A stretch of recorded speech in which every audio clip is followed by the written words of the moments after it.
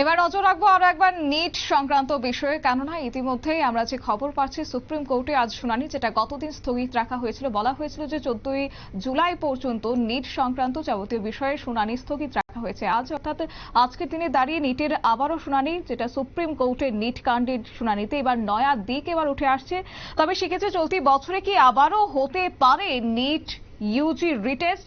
ইতিমধ্যেই সেই প্রশ্ন উঠতে শুরু করেছে। তবে রিটেস্টের ফলে মেডিকেল পরীক্ষার্থীরা প্রবলভাবে প্রভাবিত হবে বলে মনে করছেন আইনি বিশেষজ্ঞরা। এই নিয়ে যাবতীয় কি রয়েছে জানবো। আমাদের সাথে রয়েছে প্রতিনিধি অঙ্কিতা বর্ধন।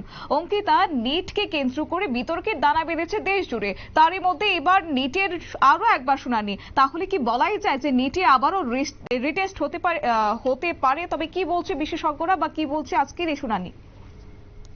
একদমই, দেখো নিট নিয়ে আগামী পদক্ষেপ কি হবে, সুপ্রিম কোর্ট কি রায় দেয়, রিটেস্ট কি হবে, একাধিক প্রশ্ন কিন্তু এবার ঘুরপাক খাচ্ছে। তারই মধ্যে আজ সুপ্রিম কোর্টে শুনানি হয়, আর সেই শুনানিতেই কিন্তু নিট কাণ্ডের একটা নয়া দিক বেরিয়ে আসে। দেশের যে সর্বোচ্চ আদালত, সেই সর্বোচ্চ আদালত কিন্তু ইতিমধ্যে জানিয়ে দিয়েছে যে চলতি বছরেই নিট ইউজি পরীক্ষা তখনই আবার হতে পারে যদি শক্ত জমির ভিত্তি পাওয়া যায়। তবে এর ফলে মেডিকেল পরীক্ষা যে প্রবলভাবে প্রভাবিত হবে সেটা আর বলার অপেক্ষা রাখছে না। নিট ইউজি নিয়ে গোটা দেশ রীতিমতো উত্তাল, আর তার মধ্যে সুপ্রিম কোর্টের এই এহেন মন্তব্য কোন দিকে নির্দেশ করছে তা এখনই কিন্তু বলা সম্ভব নয়। যেভাবে গোটা পরীক্ষার প্রশ্নপত্র ফাঁস হয়েছে তাদের সমস্ত পরীক্ষায় বাতিলের পক্ষে এদিন আদালতের জোর সওয়াল করা হয়, এবং আদালত আজ জানিয়ে দিয়েছে যে 23 লক্ষের মধ্যে 1 লক্ষ ভর্তি হয়েছে। এখান থেকে ফের নতুন করে পরীক্ষার নির্দেশ দেওয়া এখন সম্ভব নয় বা এখন নির্দেশ দেওয়া যায় না।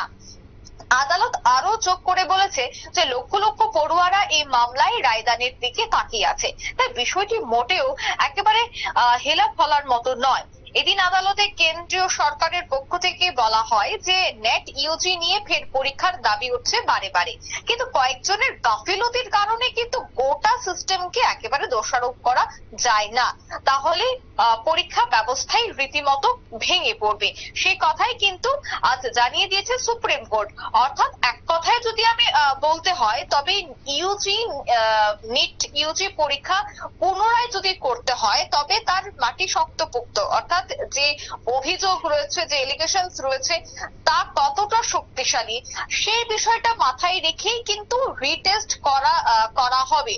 নয়তো রিটেস্ট করার এখনো পর্যন্ত কোনো ধরনের চিন্তা নেই বা চিন্তা ভাবনা করছে না সুপ্রিম কোর্ট। এর পেছনে আইনজীবীদের মূল বক্তব্য হচ্ছে, আইন বিশেষজ্ঞদের মূল বক্তব্য হচ্ছে যে একটা গাফিলতের জন্য এত বড় পরীক্ষা বাতিল করা সম্ভব নয়, যেখানে লক্ষ লক্ষ মানুষ পরীক্ষা দিয়েছে, এবং সেই পরীক্ষা হুট করে বাতিল করে দেওয়া, পুনরায় রিটেস্ট করা, একেবারে পরীক্ষার কাঠামো ভেঙে পড়বে। তাই পরীক্ষার কাঠামো যেন ভেঙে না পড়ে তার আগে এই যে দুর্নীতির বিভিন্ন অভিযোগ, সেই দুর্নীতির অভিযোগটা কতটা ছিল, এই যে মাটি কতটা শক্ত ছিল সেই দুর্নীতির, সেই মাটি শক্তের উপর নির্ভর করেই কিন্তু রিটেস্টের চিন্তা ভাবনা করবে।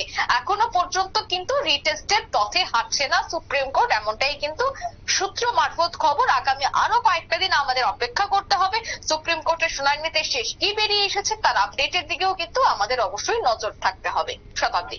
ঠিক তাই অঙ্কিতা, ধন্যবাদ। আমাদের প্রতিনিধি বিস্তারিত বিষয় তুলে ধরো। তবে আজ ছিল সুপ্রিম কোর্টের শুনানি, এবং সেক্ষেত্রে বলা যায় যে রিটেস্ট নিয়ে ইতিমধ্যেই জলঘোলা সৃষ্টি হচ্ছে, কেননা বারংবার অভিযোগ তোলা হচ্ছে এই নিটকে কেন্দ্র করে ব্যাপক দুর্নীতির। তবে আপাতত আগামী আপডেট আসা পর্যন্ত অবশ্যই আমাদের প্রত্যেকটা বিষয়ের দিকে নজর রাখতে হবে, এবং সেই বিষয়গুলো অবশ্যই তুলে ধরবো আপনাদের সামনে। আপাতত নিয়ে নিচ্ছে ছোট্ট একটি বিজ্ঞাপন বিরতির সঙ্গে থাকুন।